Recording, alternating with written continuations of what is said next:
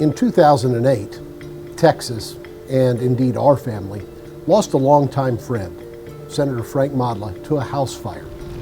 House fires are tragic, but making it even more tragic in this case was the fact that Senator Modla's home had no smoke alarms.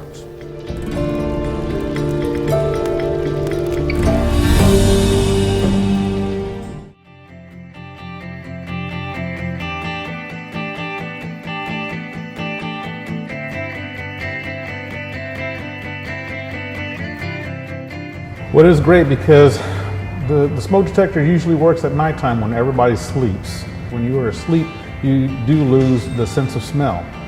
So you really can't really smell smoke while you're asleep. So the smoke detector they usually call it Mr. Nose. While you're asleep, Mr. Nose is actually the one that's working. So that's what the research says about smoke alarms. I never really thought of a smoke alarm as a Mr. Nose before, but I think I'm going to think of them that way from here on out. It's nice to know what real firefighters think of smoke alarms and our smoke alarm program. As being a firefighter inspector with the city of Rosenberg, it brings us joy to see different people that have these smoke detectors installed. They feel so pleased and so secure now that they have a smoke detector in their house. And thanks to the Wright program and the smoke detectors that they've donated, it has just brought more securement to the households in the city of Rosenberg.